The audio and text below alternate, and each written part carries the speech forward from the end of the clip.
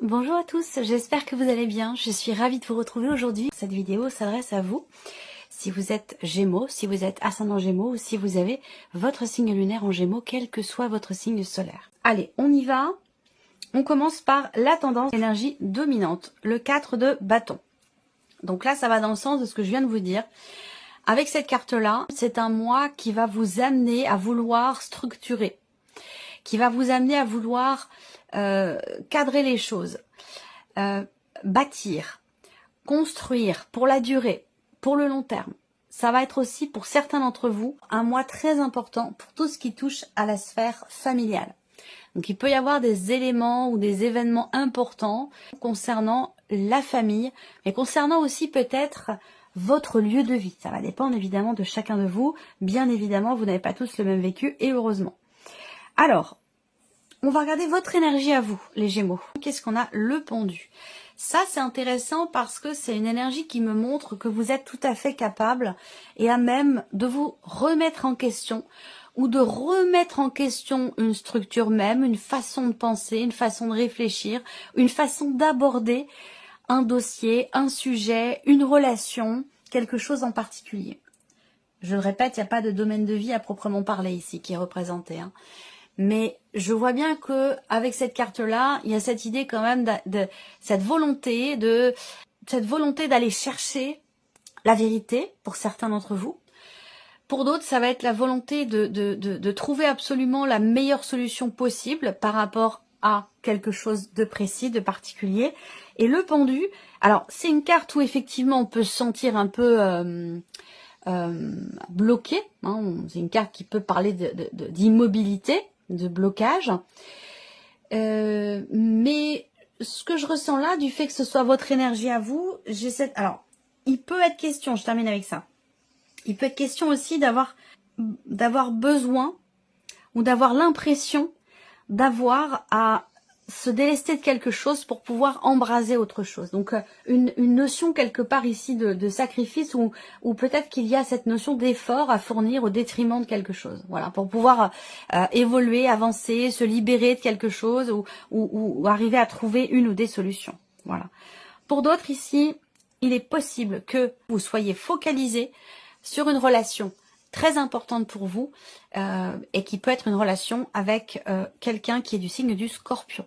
Je le répète, quand je donne les signes astro, ça reste des indications, évidemment. Ça va pas être le cas pour tout le monde, mais ça peut être des indications intéressantes si effectivement ce tirage résonne en vous, si ce tirage vous parle. On va continuer et on va regarder ce que vous allez avoir à gérer. Le soleil. Alors, qu'est-ce qui est à gérer? La première chose qu'on me dit, qui me vient, hein, c'est la vérité. Chercher à comprendre, chercher à savoir, creuser, approfondir. Donc, alors ça parlera peut-être pas à tout le monde, hein, mais ce qui me vient là dans la continuité, ce que je vous ai dit depuis le début de la vidéo, c'est que pour certains d'entre vous, effectivement, il y a cette recherche de vérité peut-être. Et bien la vérité en question, il va falloir la gérer. Voilà, ça va pas être forcément quelque chose de facile, d'évident. D'ailleurs, on va le regarder ici avec la carte suivante. Mais voilà, là il y a l'idée effectivement d'une vérité qui éclate, de quelque chose qui est compris ou de quelque chose qui est mis en lumière. Donc voilà, soit c'est vous qui dévoilez, qui délivrez quelque chose, soit ça vient de l'extérieur. Mais en tout cas, cette mise en lumière, ce qui est dévoilé, révélé ou ce qui est annoncé, compris aussi peut-être, voilà, il va falloir le gérer.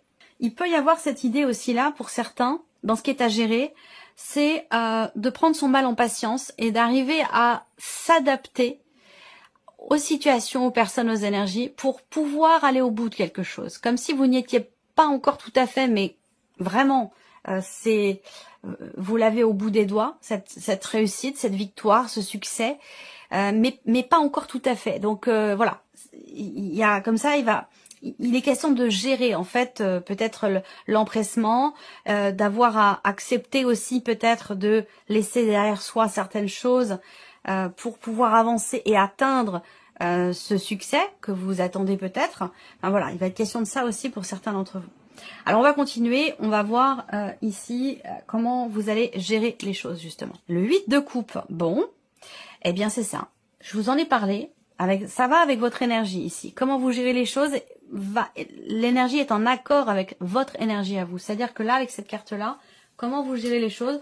Vous êtes dans l'acceptation du fait de laisser effectivement quelque chose derrière soi. Donc c'est en accord total avec l'énergie du pendu, où on a peut-être ici un sacrifice à faire, un effort à faire pour avancer, pour atteindre un but, un objectif.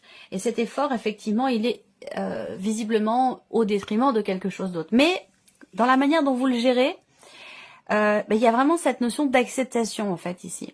C'est pas de la résignation, hein. C'est pas de la résignation, c'est juste qu'il y a un cheminement qui a eu lieu, il y a un cheminement qui s'est fait et qui fait qu'aujourd'hui vous acceptez cet état de fait qui est de laisser effectivement quelque chose derrière soi pour pouvoir avancer, de s'en défaire, de s'en détacher. Voilà. Alors cette notion de sacrifice dont je vous ai parlé, elle peut être choisie. Elle peut être subie. Ça va dépendre évidemment de chacun de vous. On regarde ici le petit message. Ici, on a un message, une guidance ou un conseil pour vous par rapport à tout ce que l'on aborde ici. Les règles d'or. Alors là, on vous donne les règles d'or. S'aimer, aller à son rythme, décider pour soi, rester positive ou positif, s'accepter et se faire confiance. Ça regroupe vraiment les 3 piliers très importants qui sont l'amour de soi, l'estime de soi, la confiance en soi. En général, quand tout ça est aligné, les choses se passent plutôt bien. Voilà. Alors, on continue. On va regarder quels sont vos atouts, ce sur quoi vous allez pouvoir vous reposer, vous appuyer par rapport à tout ce que je viens d'aborder. C'est très intéressant que vous ayez ce cadre de denier parce que votre atout, votre point fort ici, par rapport à tout ce que je viens de vous dire, c'est votre capacité à lâcher prise. Votre capacité à lâcher prise, à accepter de laisser, à accepter de lâcher tout ce dont on vient de parler, hein, c'est en accord complet. Hein. Donc il y a vraiment votre atout, votre point fort ici, c'est vraiment ça. C'est vraiment cette capacité à effectivement à accepter de laisser quelque chose partir, de laisser quelqu'un partir ou de lâcher prise par rapport à une situation, un travail, quel que soit le domaine qui peut être concerné. Il y a aussi cette notion de gestion par rapport à l'aspect matériel et financier ici. Hein. Voilà. Tout ce dont je vous ai parlé depuis tout à l'heure, ça peut très bien être en rapport avec un lieu de vie ou une situation matérielle ou financière. C'est tout à fait possible. Ce que je peux voir là, sur votre atout aussi, c'est cette capacité que vous allez avoir à centrer les choses sur l'essentiel. À savoir, je connais mes priorités, je sais ce que je vaux, je sais ce que je veux et je sais ce que je laisse. Donc, il y a cette notion ici de protection, de préservation, quelque part, de ce qui est très important pour vous, de ce qui a énormément de valeur à vos yeux. Ça, c'est un point fort parce que certainement, il est fort probable que ça détermine finalement la direction dans laquelle vous irez. On continue. Ici, on va avoir l'inattendu de Reine de Coupe. Alors, l'aspect inattendu. Alors, premièrement, cet inattendu peut venir de quelqu'un. Ça peut venir de quelqu'un qui est Poisson, Cancer ou Scorpion. Ensuite, on a une dimension inattendue dans l'aspect également familial.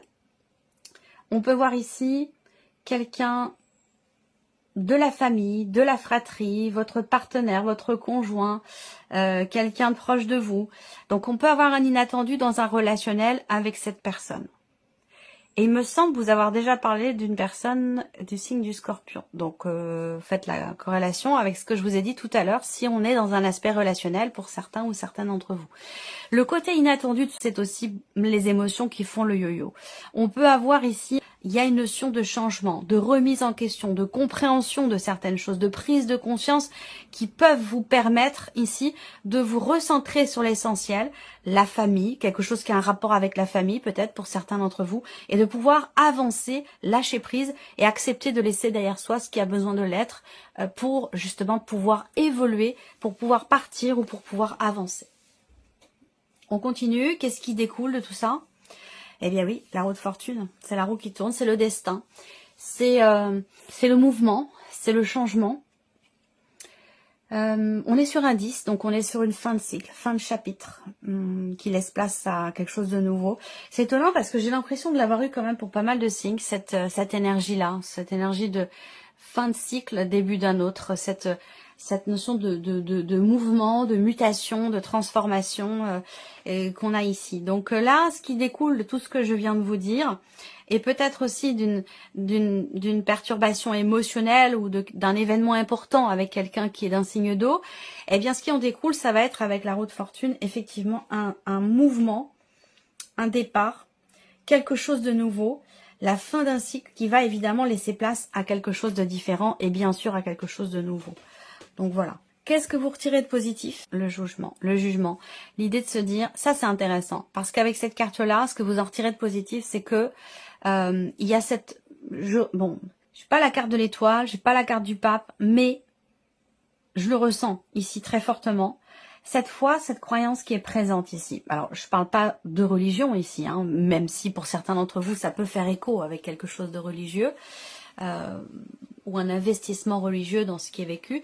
Mais avec cette carte-là, ce que vous en retirez de positif, c'est que vous vous dites, bah, en fait, je suis à ma place. Je me sens à ma place ou je suis à ma place. Je vis ce que je dois vivre au moment où je dois le vivre et c'est ok et je suis ok avec ça. Donc il y a ce côté comme ça où on se sent aligné, on se sent connecté, on se sent à sa place et il y a aussi ici la notion de reconnaissance dans le sens de la compréhension, vous voyez. Là, on parle quand même de transformation importante. Là, on parle de départ. Là, on parle de changement, de mouvement. Ici, on parle de transformation, de renaissance. Donc, on est quand même ici dans un mois extrêmement important. Si je regarde, vous avez ici 4 arcanes majeures ici sur les 8, donc la moitié. C'est quand même important. Donc, c'est un mois déterminant pour vous. C'est un mois extrêmement important dans lequel vous vous sentez peut-être à certains moments un petit peu à l'étroit ou contraint ou contrainte ou dans l'obligation d'être dans le sacrifice. Et pourtant, on a dans ce qui découle de ce vécu ici, on a une renaissance avec cette carte-là.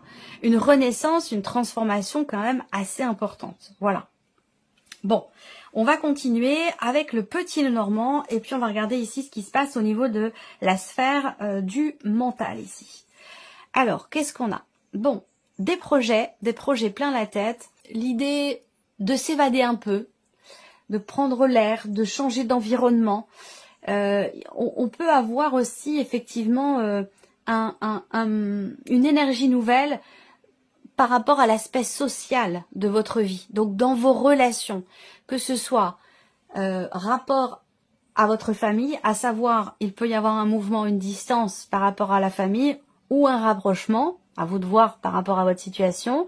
Après, ça peut être en rapport avec l'aspect amical de votre vie sociale, où là on a une énergie nouvelle ici qui ressort. On voit que vous êtes quand même dans la légèreté, dans l'allégresse, dans l'ouverture. C'est-à-dire que là, au niveau du mental, j'ai l'impression qu'en fait, vous les Gémeaux, il y a ce côté enfantin, mais dans le bon sens du terme. C'est-à-dire que là, il y a une certaine neutralité dans la manière d'aborder les événements, dans la manière de s'ouvrir à la nouveauté. Et du coup, c'est intéressant parce que il n'y a pas de retenue. Il n'y a pas de retenue, il n'y a pas d'a priori, il n'y a pas forcément d'appréhension non plus. Il y a un côté comme ça, c'est comme si on arrivait sur un terrain neutre. Il y a ce côté, oui, très très enfantin, très. C'est pas la naïveté, hein, c'est l'aspect enfantin dans le bon sens du terme. La découverte, la neutralité, la curiosité. Vous voyez, c'est là au niveau du mental, il y a une ouverture.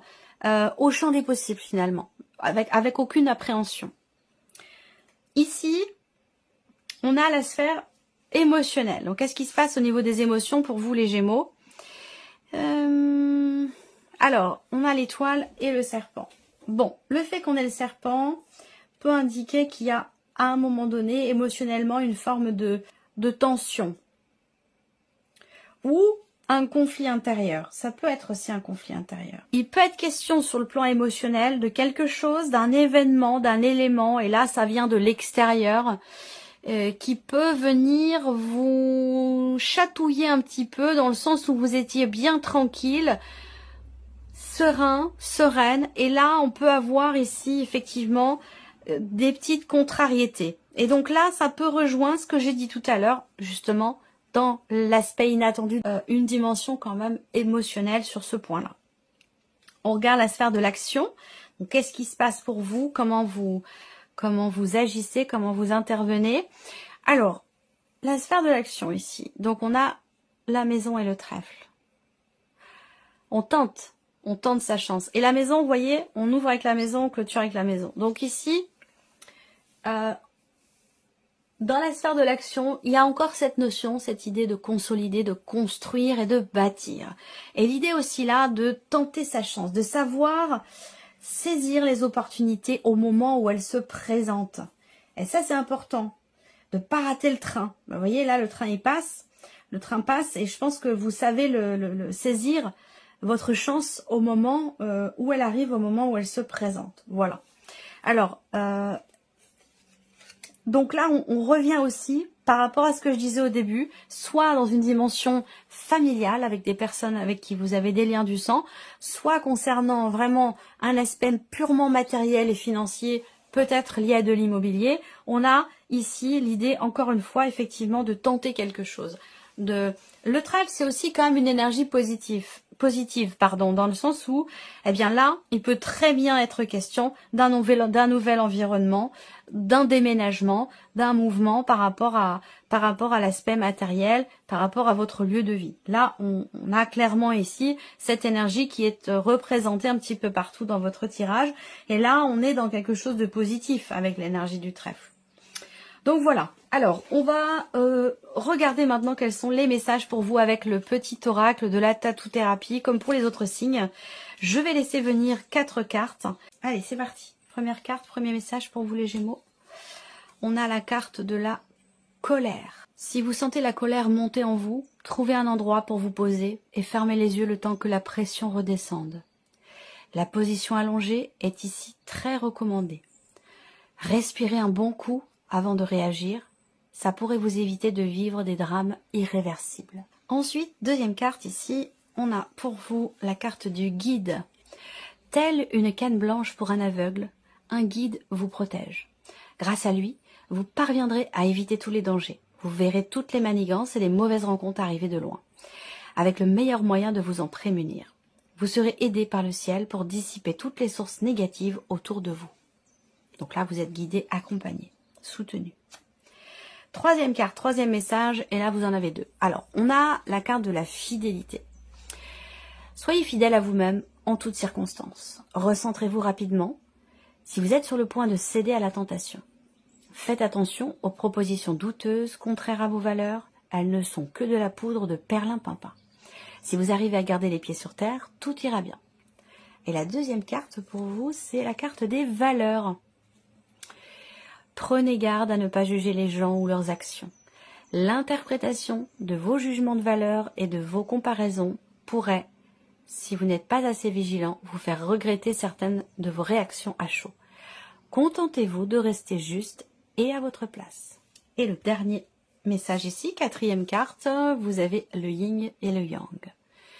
Respirez et soufflez un bon coup, car l'équilibre se trouve entre paradoxe et complémentarité. Vous devez simplement apprécier votre vie avec tous ses aléas et telle qu'elle se présente à vous. Vous retrouverez bientôt un juste équilibre dans votre quotidien. Voilà pour vous, mes chers Gémeaux. J'espère que cette vidéo vous a plu. J'espère que ce tirage résonne en vous en tout cas. Et puis, bien entendu, on se retrouve très bientôt pour les prochaines vidéos. Au revoir.